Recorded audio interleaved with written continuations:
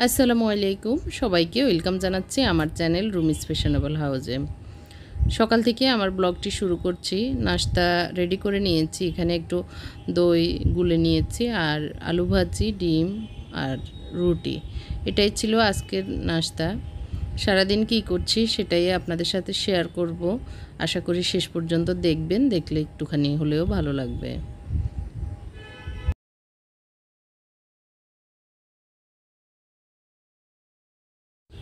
রান্নার জন্য মাছ ভিজিয়ে নিয়েছি, মুরগির গোশত ভিজিয়েছি। তো ডাল ভাত হয়ে গিয়েছে, ওগুলি রেডি করে এখন একটু ভাবতেছি আমার বারান্দাটা ঠিক করব। ঘরে যে গাছগুলি আছে সেগুলি বারান্দা নিয়ে যাব। এই বাটার দানিটা নতুন কিনলাম, কেমন হয়েছে কমেন্ট করে জানাবেন। তো এই তো বাটার রেখে এখন ফ্রিজে রেখে দিচ্ছি। গাছগুলি এখন আমি বারান্দায় নিয়ে যাব। আমার বারান্দাটা একটু ক্লিন করেছি আজকে। তো এখানে যে পর্দাগুলো লাগাবো, এখানে কিছু কার্ডবোর্ড দিয়ে কাজ আছে, সেগুলি করার জন্য রেখেছি। পর্দা ধুয়ে এনেছি আর হচ্ছে এই গাছগুলি এখন বারান্দায় নিয়ে যাচ্ছি। এতদিন এই টুলটা ঘরে রেখেছিলাম, কারণ শীতকালে ধুলাবালি বেশি আসে আর শীতে বেশি একটা আসা হয় না বারান্দায়। তো এই কারণে ঘরেই ছিল, এখন বারান্দায় নিয়ে এসেছি। আর ঘরের যে গাছগুলি আছে এইগুলিও এখন কিছুদিন একটু বারান্দায় রাখবো, একটু আলো রোদ লাগুক ওইগুলির গায়ে, তারপর আবার বাসায় নিয়ে যাবো, এটা আর কি। তো টুলটা যেটা হলুদ কালারের সেটা রেখেছি, রেখে ওইটার উপরে যে ছোট ছোট গাছগুলি আছে সেগুলি রাখছি। আর অর্ধেক অংশ খালি রাখবো, আমরা মাঝে মধ্যে বিকেলে চা খেতে চাইলে এখানে রেখে খেতে পারবো, এটা আর কি। তো গাছগুলি যেভাবে রেখে দিচ্ছি। আর ঘরের যে শেল্ফটা আছে, যে ঝুলন্ত শেল্ফ, সেটাও নিয়ে যাব। মানে কথা হচ্ছে যে একদম ঘরে আর কোনো এখন গাছ রাখবো না কিছুদিন, সব কিছুই বারান্দায় নিয়ে যাচ্ছি। বারান্দার ফাফুস টাফুস সব কিছু পরিষ্কার করে নিয়েছি। কিছুদিন হলে আসলে মরা পাতা টাতা পড়ে, ধুলাবালি পড়ে, এগুলি ক্লিন করে নিতে হয়। তো ঝাড়ু দিয়ে ক্লিন করে নিলে হয়। অনেকেই প্রশ্ন করেন মানে কার্পেটে, ঘাস কার্পেটে পানি ঢুকলে অসুবিধা হবে কিনা। এগুলো আসলে পানি চলে যায়, অসুবিধা হয় না। তো এই তো এই ঝুলন্ত শেল্ফটা নামিয়ে সব কিছু নামিয়ে আর কি এটার বারান্দায় নিয়ে যাচ্ছি। শীতের ভিতরে কয়েকটা গাছ মারা গিয়েছে। আমি যে বাড়িতে ফেনীতে গিয়েছিলাম, প্রায় 4-5 দিনের মতো ছিলাম, ওই সময় পানি দেওয়া হয়নি। এই কারণে আবার শীতে বেশি বারান্দায় আসা হয় না, মাঝে মাঝে ভুলে যায় পানি দিতে, যার কারণে কয়েকটা গাছ মারা গিয়েছে। আর না হয় এমনি সবগুলো গাছই মোটামুটি ঠিক আছে আর কি। তো যেগুলি আছে সেগুলিকেও এখন যত্ন নিলে ওগুলি থেকে আবার বাচ্চা দিবে বা আরও গাছ নিতে পারবো। এই জন্য এই বেলি ফুলটাতে ফুল আসতেছে, কলি আসতেছে, এই যে। তো আমার অনেক ভালো লাগতেছে। হাঁসটা হেনা গাছটাও ভালো ছিল, ওইটাতে ফুলও ধরেছিল গত বছর, কিন্তু ওইটা কেন যেন নষ্ট হয়ে গিয়েছিল। তো এখন একটা আগা আছে, ওইটাও দেখি যত্ন করলে বড় হতে পারে, এটা আর কি।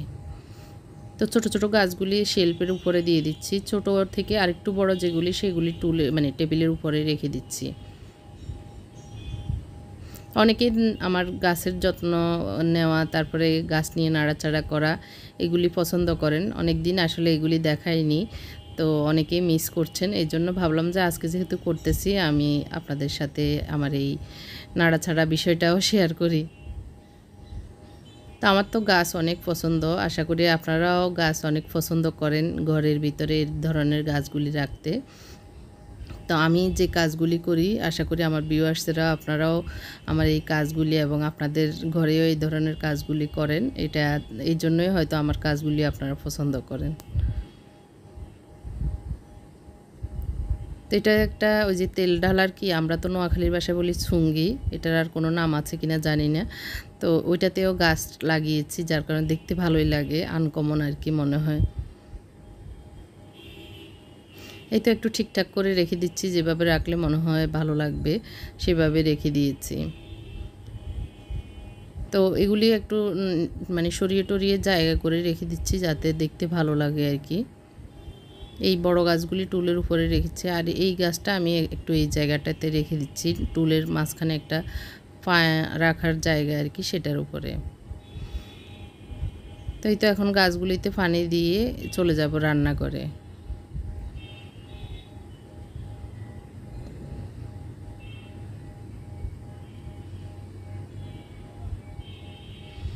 আর আমার অনেক দিন পরে পুদিনা পাতা হয়েছে, অনেক সুন্দর জোরালোভাবে আল্লাহর রহমতে পুদিনা পাতা গাছ হয়েছে আর কি, ভালোই লাগতেছে, আমার অনেক খুশি লাগতেছে আসলে। তো এই তো এখন রান্নাঘরে চলে এসেছি, চিংড়ি মাছ রান্না করব। এটাকে চিংড়ি মাছ, চাইনা মাছ এক জাতের আর চিংড়ি মাছ এক জাতের। এটা মনে হয় চাইনা মাছ হবে, আমাদের ফেনী নোয়াখালীর মানুষেরা বলেন আর কি। অন্য ডিস্ট্রিক্টে হয়তো অন্য নাম থাকতেই পারে।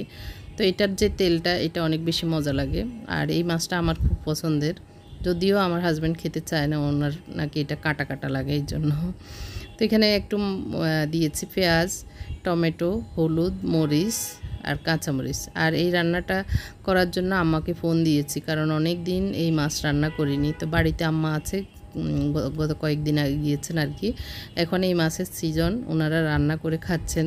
তো বলতেছিল, এই জন্যই আম্মাকে জিজ্ঞেস করলাম কিভাবে রান্না করব। তো উনি এভাবে বলেছেন, তাই এইভাবেই রান্না করছি। তো রসুন দিতে ভুলে গিয়েছি, এখন রসুন দিয়ে দিচ্ছি। রসুনটা মাঝখানে দিয়ে একটু নেড়েচেড়ে ভেঙে দিচ্ছি। এটা কিউব করা, ডিপ ফ্রিজে ছিল এই জন্য। তো ডিপ ফ্রিজে যে রসুন রেখেছি কিউব করে আর কি, তো সেইগুলো আসলে ওই সময় আর রাখতে ভুলে গিয়েছিলাম, এভাবে ছিল। তো আজকে যেহেতু বের করে এনেছি, ভাবলাম যেগুলো ঠিকঠাক করে রেখে দিই। আর ট্রেটা অবসর হয়ে গেলে আবার অন্য কিছু রাখতে পারবো, এর জন্যই। তো রাতে আমি আসলে 4 রকমের মরিচ সংরক্ষণ পদ্ধতি করেছিলাম। তো সেটা ভেবেছি এই ভিডিওতে দিব, কিন্তু ভিডিও দেখি অনেক লং হয়ে যায়, এই জন্য আর দিচ্ছি না, আগামী দিন দিব। কিভাবে আমি মরিচ সংরক্ষণ করছি রমজান উপলক্ষে। রমজান ছাড়াও আসলে সারা বছরই আমাদের এই জিনিসগুলি লাগে। তো একটু যারা কর্মজীবী মহিলা, আমরা একটু বাড়তি কাজ করি সাংসারিক কাজের পাশাপাশি, তাদের অনেক উপকারে আসবে আর কি এই ধরনের কাজগুলি যদি করে রাখি। তো সেই চিন্তা থেকে আমিও করছি যেহেতু ভিডিও করে রেখেছি। তো আগামী দিন ইনশাআল্লাহ সেটা দেখাবো। তো আপনাদেরও হয়তো উপকারে আসবে, হয়তো আইডিয়া হবে, হয়তো অনেকে করেনও। তারপরেও আমি যতটুকু করি সেটা আপনাদের সাথে শেয়ার করব। আর এই যে এই মাছগুলি একদম এরকম শুকনো করে রান্না করলে অনেক বেশি মজা লাগে, একদম মানে সাইডে দিয়ে টান টান হয়ে তেল উঠে যাবে, এরকম অবস্থায় চুলা বন্ধ করে দিতে হয়। আম্মা বারবার বলে দিয়েছে একদম টান টান করে রান্না করবি, তাহলে মজা পাবি। তো আম্মা জানে, আমার আফা জানে আমি এই মাছ পছন্দ করি। যখনই বাড়িতে যাই এই সিজন থাকে, আমার জন্য এই মাছ রান্না করবে। তো এই দিক দিয়ে পাশাপাশি একটু মুরগির গোশত রান্না করছি, মাত্র কষানো হচ্ছে আর কি, এখনও হওয়া অনেক টাইম লাগবে। তো আমি চুলাটা অফ করে দিয়েছি, মোটামুটি হয়ে গিয়েছে মাছ। পাশাপাশি একটু পেঁয়াজ বেরেস্তা করে রেখে দিচ্ছি, কারণ একটু সময় এখনও সময় আছে। আস্তে আস্তে একটু একটু, যেহেতু আমি একটু বাড়তি কাজ করছি, আমার বিজনেসের কাজ, তারপরে ইউটিউবিংয়ের কাজ। তো এই বাড়তি কাজের পাশাপাশি যদি এই ফাঁকে ফাঁকে এই কাজগুলি করে রাখি, তাহলে অন্য সময় আমার জন্য অনেক হেল্প হবে। তো এই টিস্যু দিয়ে রেখেছি, এটাতে পেঁয়াজগুলো ভেজে রাখবো এর জন্য। তো আপনারা যারা বাড়তি কাজ করছেন না, তারা 1-2 দিনে এই কাজগুলি করে ফেলতে পারবেন।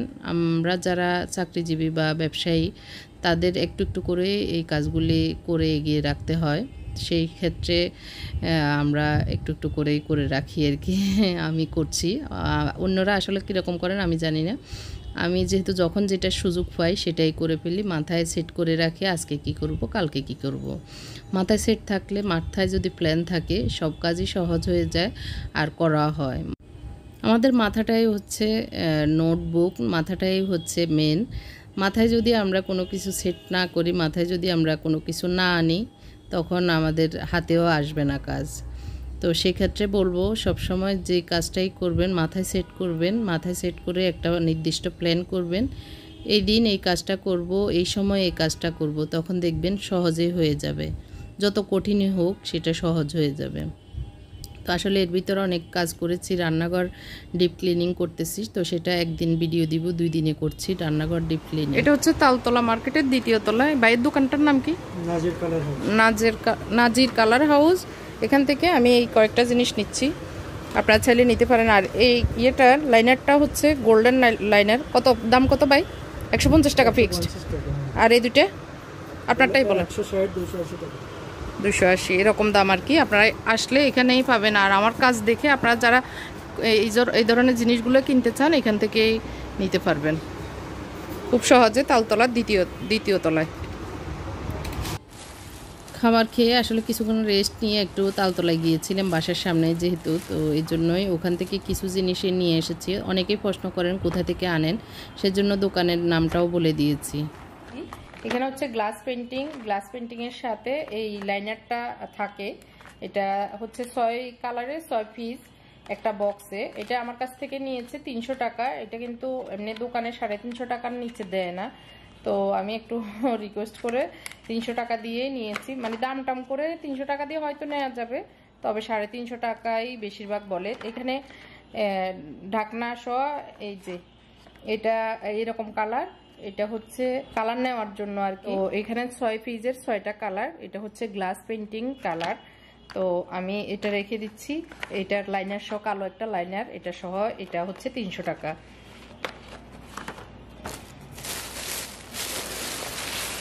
আর নিয়ে নিচ্ছে এরকম আমি 2টা। এটা পিছনে কাঠের, এরকম যে কোনো কালারের দোকানে এগুলি পাওয়া যায়। আর নিয়েছি এরকম একটা।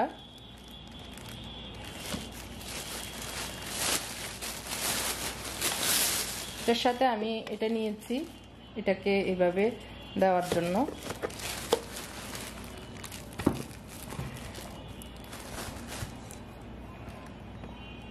এভাবে দেওয়ার জন্য। আর এটা ইচ্ছা করলে এটা এইভাবেও দেওয়া যাবে, এটা দিয়েও দেওয়া যাবে, এইভাবেও দেওয়া যাবে। তো এই জন্য আমি এই স্ট্যান্ডটা নিয়েছি। আর এগুলি পেইন্টের জন্য নিয়েছি। আরেকটি নিয়েছি একটা গোল্ডেন লাইনার, গ্লাস লাইনার আর কি। এটা হচ্ছে গ্লাস লাইনার, এই যে গ্লাস লাইনার গোল্ডেন। তো এটা আমার দরকার ছিল। আর এটার সাথে এই যে মুখটা থাকবে, এটা দিয়ে লাইন করে করে প্রিন্ট করার জন্য। তো এটা আমি কিভাবে করব সেটা আপনাদের সাথে শেয়ার করব। আর নিয়েছি আমি এটা হচ্ছে এই যে আইসক্রিমের স্টিকগুলি। তো এটা নিয়েছি 1 প্যাকেট। আসলে দামগুলি এক এক দোকানে এক এক দাম, তো সেটা আসলে বললে কতটুকু আপনাদের উপকার আসবে আমি জানি না, তারপরে আমি বলে দিচ্ছি। এটা হচ্ছে 90 টাকা নিয়েছে। আর এটা স্ট্যান্ড এবং এই তিনোটা, এই 2টা স্ট্যান্ড এবং এটা হচ্ছে 400 টাকা। আর এটা 100 টাকা। আর এই গোল্ডেন লাইনারটা 120 টাকা বা 140 টাকা এরকম হবে, আমার মনে নাই। তো এই জিনিসগুলো আমার এখন রমজান উপলক্ষে কেনা। আর এই গোল্ডেন লাইনারগুলি শুধুমাত্র আপনাদের জন্য নিয়েছি, আপনাদেরকে দেখানোর জন্য কিভাবে গ্লাস পেন্টিং করা যায় আর আমি কিভাবে করব সেটা দেখানোর জন্য। তোর ভিতরে একটু শরীরও খারাপ লেগেছিল, মাথা ব্যথা করে কেন যেন মনে হয় প্রেশার বেড়ে গিয়েছিল। তো ওষুধ খেয়ে কিছুক্ষণ রেস্ট নিয়ে এখন আমি যে ডিপ ফ্রিজে জিনিসপত্র করেছি সেগুলোই একটু ঝুড়িতে রেখে দিচ্ছি, কারণ না হয় এলোমেলো হয়ে যায়। তো যে ঝুড়িতে যেভাবে রাখলে আমার জন্য সুবিধা হবে ওইভাবে রেখে দিচ্ছি। আর এখন আপনাদের অনেকের রিকোয়েস্ট ছিল এগুলো ভেজে দেখানোর জন্য, বিশেষ করে পেঁয়াজটা। তো এই যে 4টা পেঁয়াজও নিয়েছি, এগুলো ভেজে দেখাবো। গত 2-3 দিন আমরা কিন্তু একটু খেয়েছি, যদিও ভিডিও করা হয়নি। তো অনেকের প্রশ্ন যে পেঁয়াজটা ডিপ ফ্রিজ থেকে এনে ভাজলে ঠিক থাকবে কিনা। তবে আমি 100% বলবো, আমার রেসিপি বা আমার যে কাজটা সেটা ফলো করে যদি আপনি করেন তাহলে 100% একদম মনে হবে না যে আপনি ডিপ ফ্রিজ থেকে এনে করছেন, একদম মনে হবে যে এই মাত্র ফ্রেশ আপনি পেঁয়াজ বানাচ্ছেন। তো আমি নিজে উপকৃত হয়েছি বিদায় আপনাদের সাথে শেয়ার করছি। অনেক জিনিস আছে আমি যেটা ট্রাই করেছি, চেষ্টা করেছি বা আমার জীবনে আমি করে দেখেছি, এটা ভালো হয়নি, সেটা আমি কখনো আপনাদের সাথে শেয়ার করি না। কখনো সেটা আমি বলি না যে এটা ভালো হবে বা এটা করবেন বা দেখাই না। মেইন কথা হলো আমি দেখাইলে আপনারা করে ফেলবেন, সেজন্য অনেক কিছু আমি করি না। তো যেটা ভালো হবে আমার জন্য যেটা ভালো সেটাই আমি আপনাদের জন্য শেয়ার করি। এটা রাসূলের সুন্নত, যেটা নিজের জন্য ভালো সেটা অন্যের জন্য চিন্তা করতে। তো সেটাই আমি করি।